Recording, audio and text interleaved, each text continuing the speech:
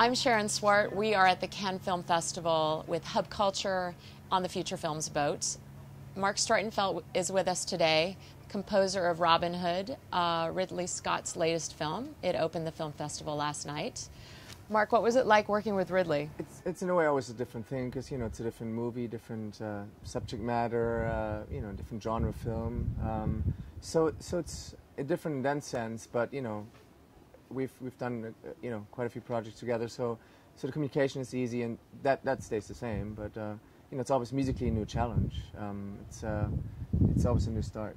What was it like last night when the film opened? You were inside the Palais. You were sort of reunited with all of your cast and crew friends that you knew. Was it a big celebration? What was it like inside the Palais? No, it was a lot of fun. You know, just walking up the red carpet, and you know they were playing my score, so that was kind of an exciting moment. You know, they were playing a big cue, walking up the stairs, so that was fun.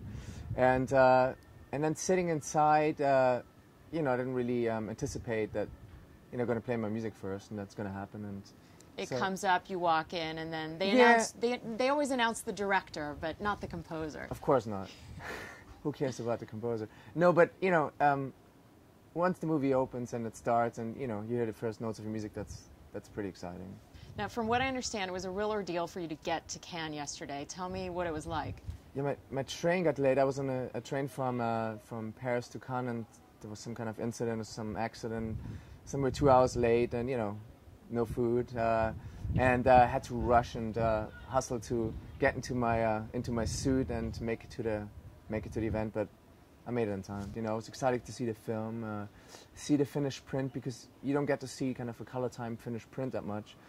You know, in terms of the color grading and the real look of the film. And Ridley's films are visually so stunning that I was really excited to see a print actually. Absolutely. Now, tell me what's your process with Ridley? You've done a lot of films with him. Do you start and come to him with some ideas first, or does he come to you with ideas? What, like maybe specifically on Robin Hood, what was the protocol? On Robin Hood specifically, there were some on-screen music scenes, so I needed to you know, work on some of the music before the shoot actually, or while he was shooting.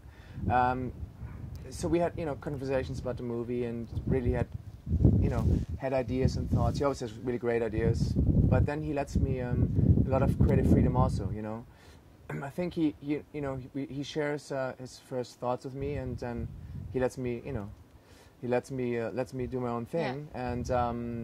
And I usually I take all that in, and I usually kind of follow my instincts, and then you know, present my ideas to Ridley, and you know, the exchange kind of continues throughout the whole film. Yeah.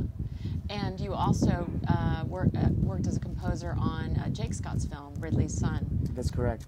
Welcome to the Rileys, which was at Sundance this year. Yeah. What was that like, working on something that's you know, not a studio movie, done very independently? Is that a different process for you? It was a completely different process. First of all, I didn't have much time. I think there were like 10 days left to the final mix of the film, so I had to do this really quickly.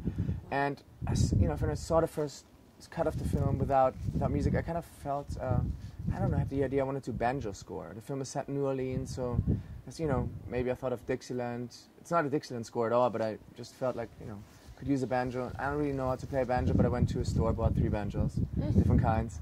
You know, they're small and big ones. I don't really know how they really work. And I started just playing around with them, and I don't know, just my instinct was to do a banjo score, and that's what I did, and Jake loved it, and it was, you know, there was not much time, so I played him a cue. He liked it. I recorded it, and I kind of recorded while I was writing, because it's such a instrumental score, you know. And I played most instruments myself, so it was a different process. Amazing. Yeah. Wow. It was you know, fun. Sometimes I was stuck with my headphones. I couldn't, you know, I was doing a take of like a banjo, and I want to play some percussion, and I couldn't really move around much, so I just started playing whatever I could reach, like a remote control, or, you know, I don't know, like a glass or stuff like that, a fork.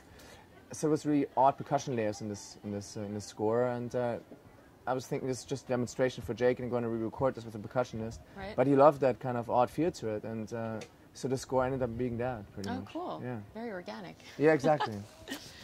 And what are you working on next? Taking a little break right now. I'm in Paris. Always try to kind of hide a little bit after I finish a big project. Yeah. You know, just kind of need to refresh and regain my creative juices, and you know, just do something else for a while. So I'll probably be ready in a few weeks to, you know, and look ahead. your girlfriend also works in film. Yeah. The person you're with in Paris. Yeah. You want to tell us about her project or her?